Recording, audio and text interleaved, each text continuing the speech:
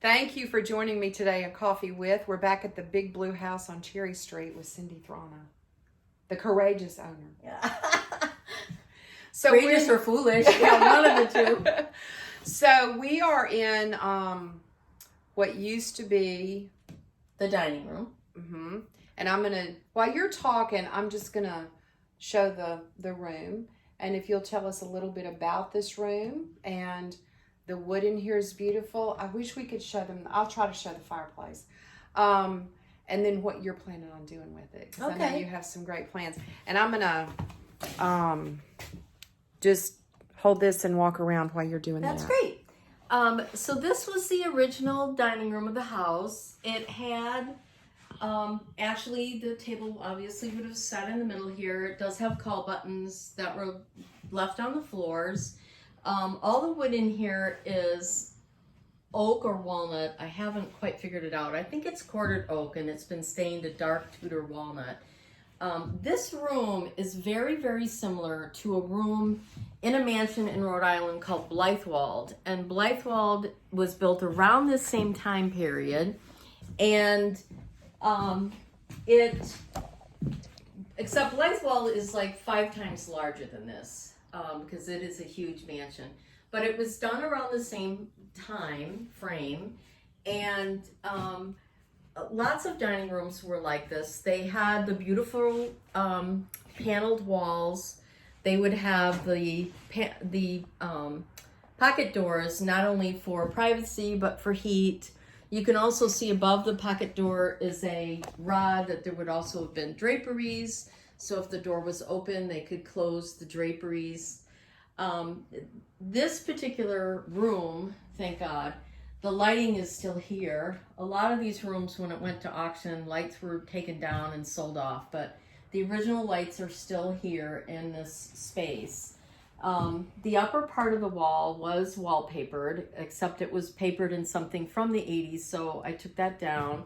We will restore that, and I will find a period paper in the Tudor arts and crafts style that would be more appropriate for the space. We will then finish the floors, but we are going to use this particular room as a living room.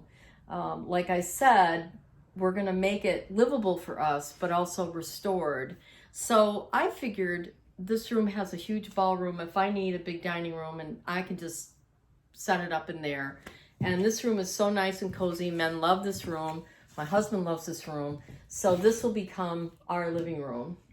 And it's right off your kitchen and breakfast area. Right. It's right off the breakfast room, which they would do the doubled up dining rooms then, because that led to the serving area, which we'll show you later, and then the kitchen. So they would keep all these things on one same side corridor of the house. Can you talk a little bit about the ceiling? Is this anything unusual or typical, or? Well, it's a coffered ceiling. They've been in style since, probably the 11th century. This is just a very simple, straightforward coffered ceiling. But it's nicely done. It probably would have had some form of paper in between the coffers. Normally you wouldn't, in this type of home, which is called an Italian Renaissance. That means, like, if somebody's a Renaissance man, they can do many, many things. So this house has many styles within it. But the main thing about anything built in the Victorian time frame, or any type of home of this ilk, is it would have been very decorated. Mm-hmm. Nothing would have been plain.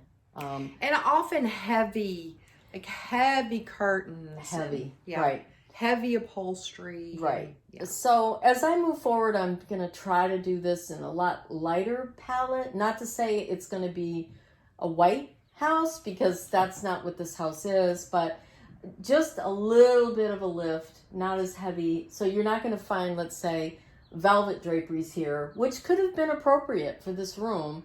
But, it is Mississippi too, and I want to keep the house light. We want it to be livable.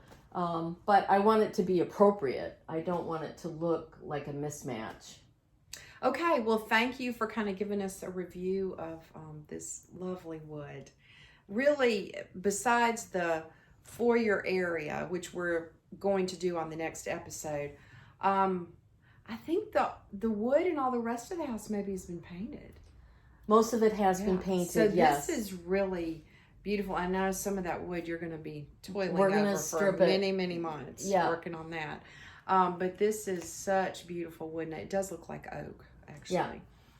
So this is a pretty room. I know y'all will enjoy having this as a living room or a den, or be nice and cozy for y'all. Yeah, it's going to be beautiful, I think. And they have a gas fireplace in here. Yes, all the rooms have gas. They Yeah. switched them over at some point.